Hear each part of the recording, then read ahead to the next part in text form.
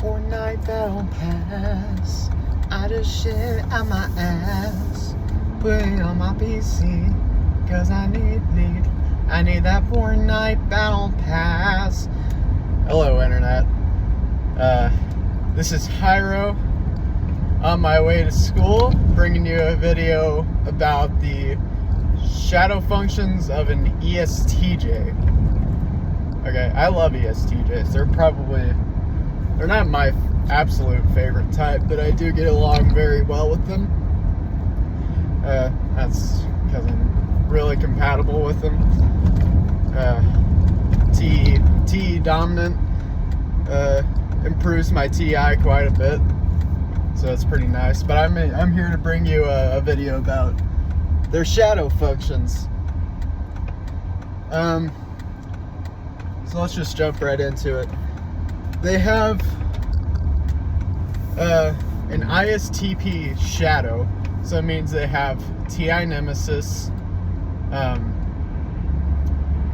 SE critic, NI trickster, and FE demon. So FI nemesis makes them worry about a lot about what they think is logically right. SE critic is very elitist. SE critic criticizes a lot of people on like how they dress, how they look, the impression they give off. It's honestly a lot of the reason why they don't get along with other SI users. I mean, it just is what it is. They don't really a lot of them don't really understand type either, so they just end up criticizing everyone because they're giving them a bad experience, because a lot of people give them a bad experience, seems like. But they usually don't surround themselves with those people. And then NI trickster is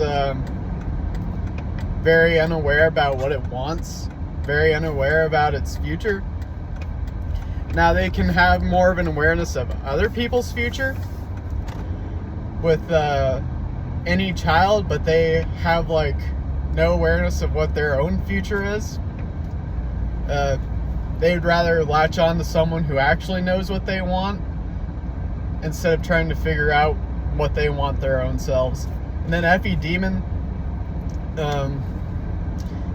they don't give a living shit what other people feel. They don't give a living shit about ethics. They don't give a damn. I mean, sure, I could understand that to a degree. How you don't really care how other people feel.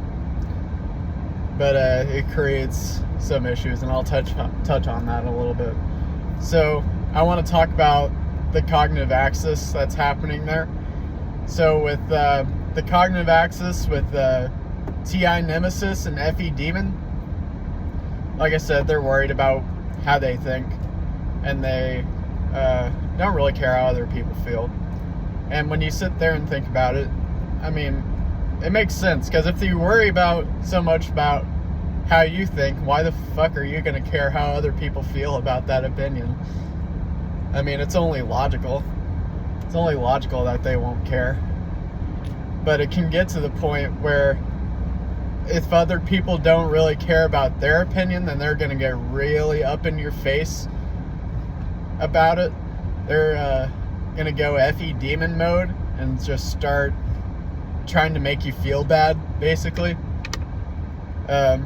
You can also do that by trying to guilt them, and it's like near impossible to guilt an ESTJ. It's possible, but if you do get to the point where you can guilt an ESTJ, you make them go you can make them go FE demon mode, and then they'll just start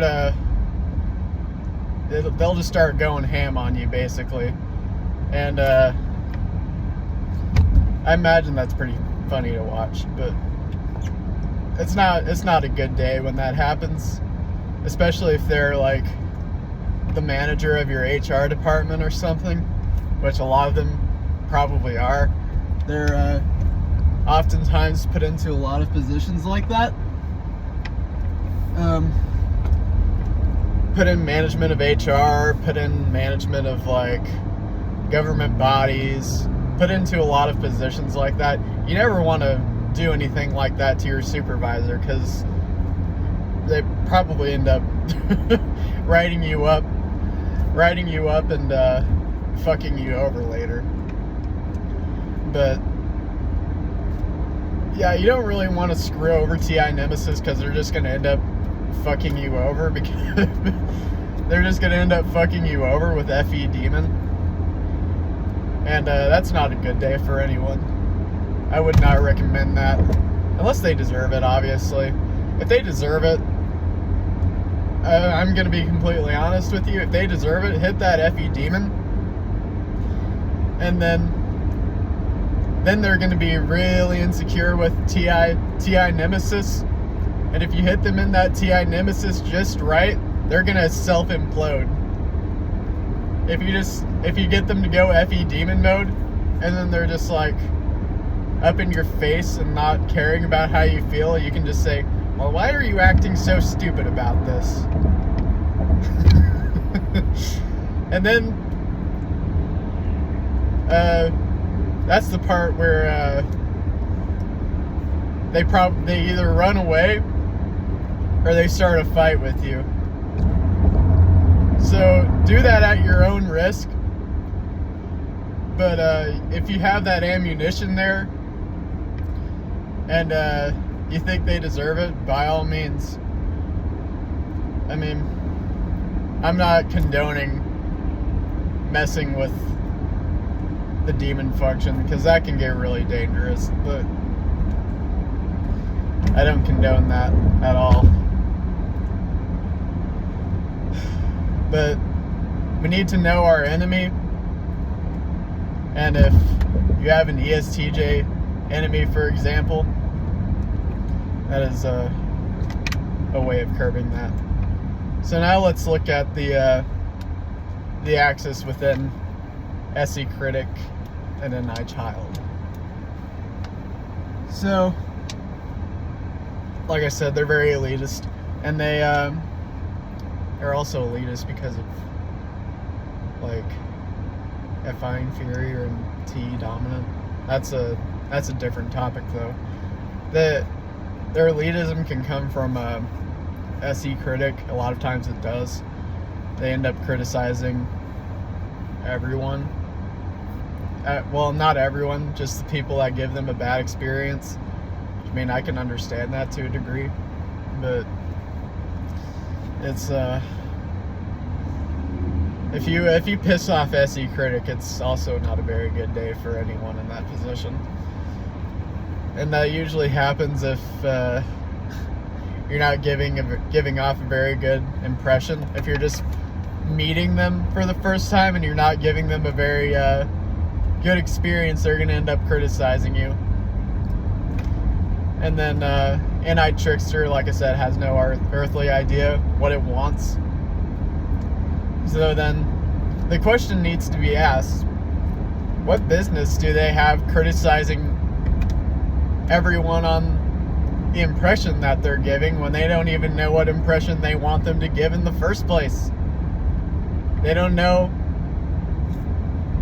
I mean, they don't know what they want. And I think the question needs to be asked, why do you criticize everyone on the experience when you don't even know what the hell you want in the first place? So it's like you judge all these people and you don't really have a real reason to judge them. And it's confusing for a lot of people, I'm sure, because it's like, well, okay, your SI parent wants this like super real and really good experience, right? It wants a super real experience, and it's very specific about the experience that it wants to have. and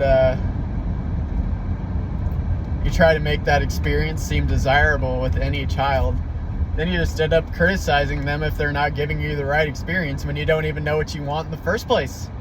It's like, okay, how's that right? How's that ethical? F.E. Demon, am I right?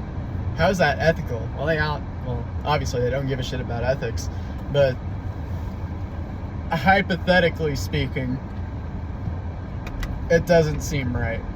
And it's, if they try to make themselves seem desirable and they're in that SE critic grip, they're not going to look desirable because they just end up criticizing everyone. They're not going to end up looking very desirable to people.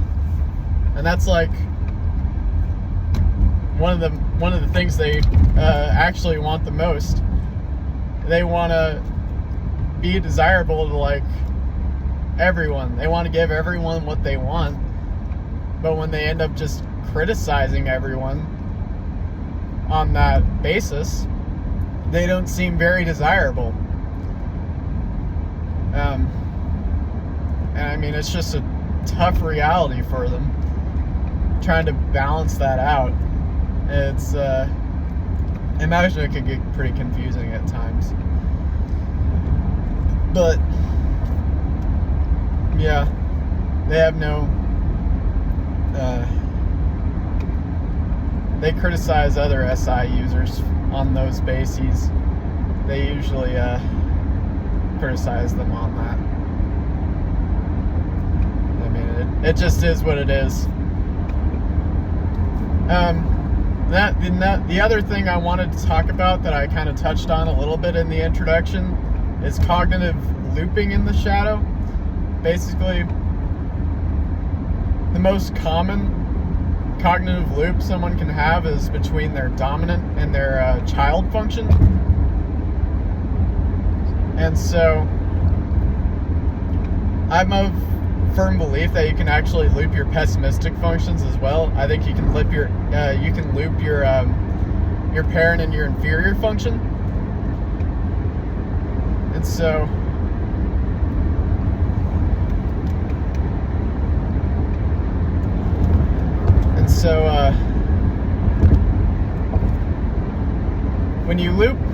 when an ESTJ is looping their dominant and their inferior function, they're all about what people think. They're all about what people want. They're all about what people think. They're all about what people want. They don't really care about their comfort in that situation. They don't really care about their physical comfort as long as they're giving people what they want and they're caring about their opinion. That's a little dangerous, because then they can be easily taken advantage of for those reasons. If they're all about what people want, they're all about what people think, they can easily be taken advantage of if they're ignoring their SI parent. And that also affects their shadow functions. It affects their TI nemesis and their NI trickster.